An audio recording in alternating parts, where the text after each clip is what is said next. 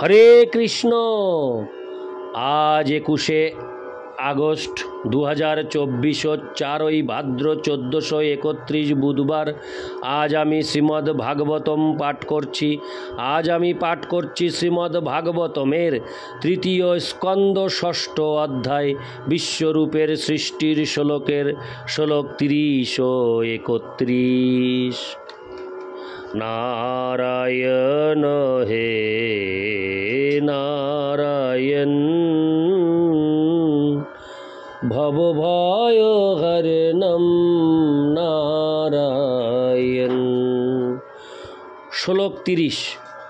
মুখো তো হবর তত ব্রহ্ম পুরুষস্য কুরুদহ, যস্তুন্মুখোত্তাদর্নানাং মুখ্য ভুদ ব্রাহ্মণ গুরু। অনুবাদ: হে কুরুশ্রেষ্ঠ, বিরাট পুরুষের মুখ থেকে বৈদিক জ্ঞান প্রকাশিত হয়। যারা এই বৈদিক জ্ঞানের প্রতি উন্মুখ তাদের বলা হয় ব্রাহ্মণ, এবং তারা সমাজের অন্যান্য বর্ণের প্রকৃত শিক্ষক ও পারমার্থিক পথপ্রদর্শক।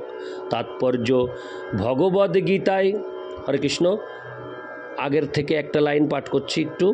এবং তারা সমাজের অন্যান্য বর্ণের প্রকৃত শিক্ষক ও পারমার্থিক পথ প্রদর্শক। তাৎপর্য: ভগবদ্গীতায় 4:13 প্রতিপন্ন হয়েছে যে মানব সমাজের 4টি বর্ণের বিকাশ ভগবানের বিরাট রূপ থেকে হয়েছে। শরীরের বিভাগগুলি হচ্ছে মুখ, বাহু, উদর এবং চরণ। যারা মুখে অবস্থিত তাদের বলা হয় ব্রাহ্মণ, যারা বাহুতে অবস্থিত তাদের বলা হয় ক্ষত্রিয়, যারা উদরে অবস্থিত তাদের বলা হয় বৈশ্য, আর যারা চরণে অবস্থিত তাদের বলা হয় শূদ্র। সকলেই পরমেশ্বর ভগবানের বিরাট বিশ্বরূপে অবস্থিত। তাই শরীরের বিভিন্ন অংশে অবস্থিত হওয়ার ফলে কোনো বর্ণকেই নীচ বলে বিবেচনা করা উচিত নয়। আমাদের নিজেদের ক্ষেত্রেও হাত অথবা পায়ের প্রতি আমাদের আচরণে আমরা পার্থক্য প্রদর্শন করি না। দেহের প্রতিটি অঙ্গই গুরুত্বপূর্ণ, তবে দেহের সমস্ত অঙ্গের মধ্যে মুখের গুরুত্ব সবচাইতে বেশি। শরীরের অন্যান্য অংশগুলি কেটে ফেললেও মানুষ বেঁচে থাকে, কিন্তু যদি তার মুখ কেটে ফেলা হয় তাহলে সে আর বাঁচতে পারে না। তাই ভগবানের শরীরের সবচাইতে গুরুত্বপূর্ণ স্থানটিকে বলা হয় ব্রাহ্মণদের নিবাসস্থল। যারা বৈদিক জ্ঞানের প্রতি উন্মুখ না হয়ে জড় বিষয়ের প্রতি আসক্ত, ব্রাহ্মণ পরিবারে জন্ম হলেও তাদের ব্রাহ্মণ বলা যায় না। ব্রাহ্মণ পিতার পুত্র হওয়াই ব্রাহ্মণ হওয়ার যোগ্যতা নয়। ব্রাহ্মণের প্রধান গুণ হচ্ছে বৈদিক জ্ঞানের প্রতি উন্মুখ হওয়া। বেদ ভগবানের মুখে অবস্থিত, এবং তাই যারা বৈদিক জ্ঞানের প্রতি উন্মুখ তারা অবশ্যই ভগবানের মুখে অবস্থিত, এবং তারাই হচ্ছেন ব্রাহ্মণ। বৈদিক জ্ঞানের প্রতি এই অনুরাগ কোনো বিশেষ বর্ণ বা সম্প্রদায়ে সীমিত নয়। পৃথিবীর যে কোনো স্থানের যে কোনো পরিবারের মানুষ বৈদিক জ্ঞানে প্রবৃত্ত হতে পারেন, এবং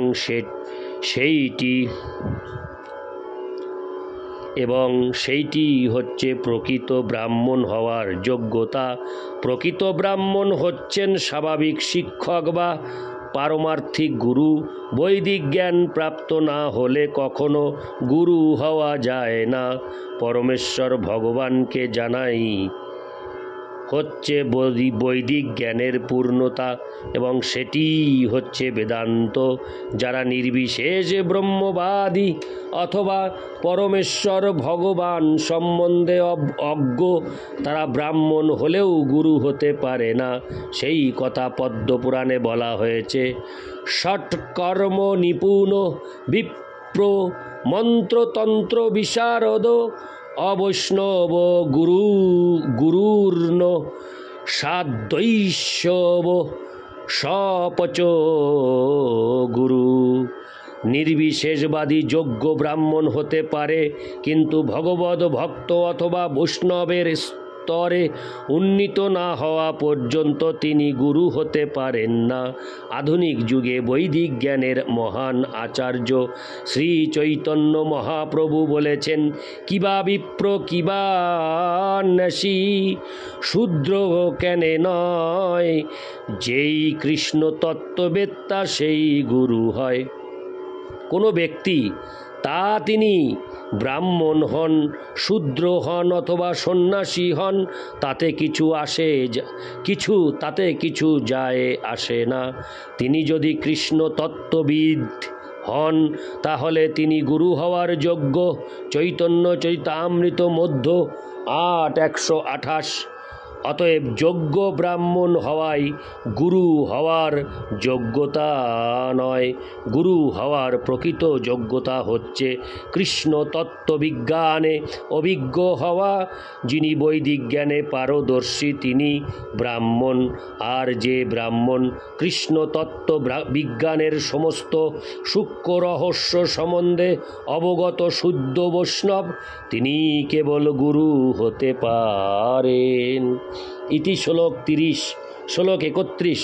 বাউভ্যোহবর্তত ক্ষত্রং ক্ষত্রিয়স্তদনুব্রত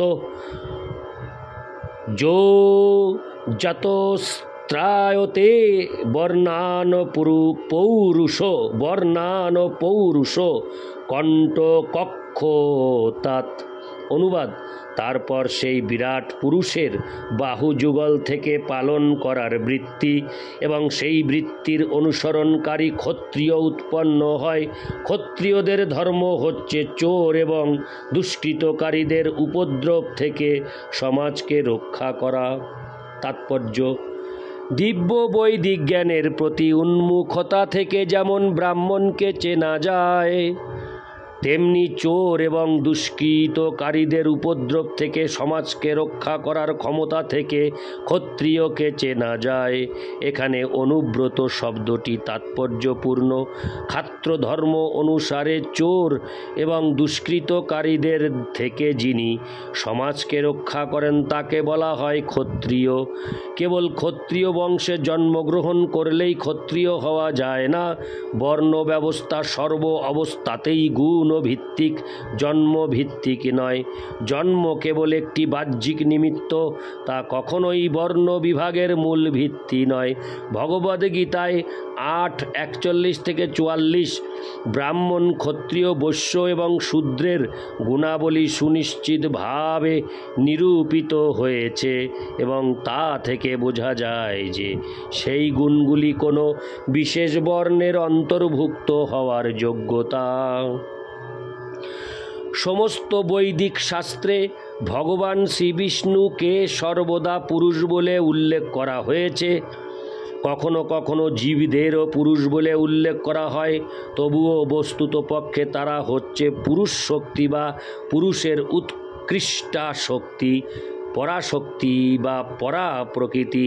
পুরুষের অর্থাৎ ভগবানের, হরে কৃষ্ণ, পুরুষের ভগবানের বহিরঙ্গা শক্তি কর্তৃক মোহিত হয়ে জীব ভ্রান্তবশত নিজেদের পুরুষ বলে মনে করে, যদিও প্রকৃতপক্ষে পুরুষ হওয়ার কোনো যোগ্যতা তাদের নেই। রক্ষা করার শক্তি ভগবানের রয়েছে।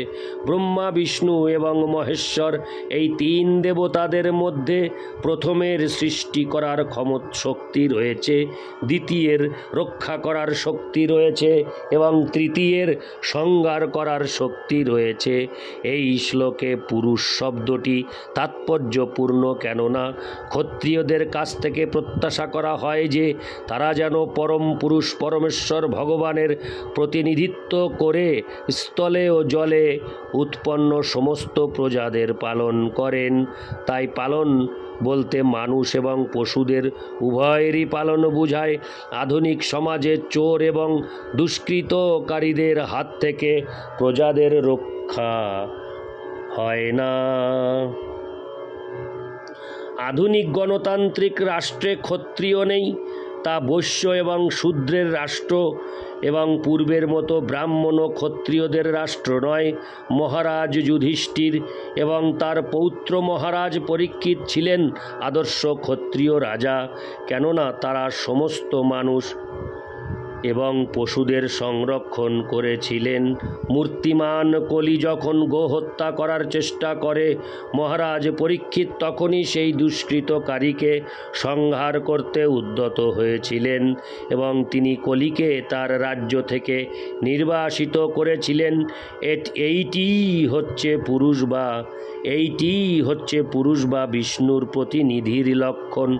বৈদিক সভ্যতায় আদর্শ ক্ষত্রিয় রাজাকে ভগবানের মতো সম্মান প্রদর্শন করা হতো, কেননা তিনি প্রজা পালন করে ভগবানের প্রতিনিধিত্ব করতেন। আধুনিক যুগে জনসাধারণের ভোটে নির্বাচিত রাষ্ট্রপ্রধানেরা চোরদের হাত থেকে পর্যন্ত জনসাধারণকে রক্ষা করতে পারে না, তাই মানুষকে ইন্স্যুরেন্স কোম্পানির শরণাপন্ন হতে হয়। আধুনিক মানব সমাজের সমস্যাগুলির কারণ হচ্ছে উপযুক্ত ব্রাহ্মণ এবং ক্ষত্রিয়ের অভাব এবং তথাকথিত সর্বসাধারণের মতাধিকারের দ্বারা বৈশ্য ও শূদ্রদের অতিরিক্ত প্রভাব। ইতি শ্লোক 31। नारायण हे नारायण भवभयहरणं नारायण। हरे कृष्ण, राधे राधे, जय राधे राधे गोविंद, हरि बोल।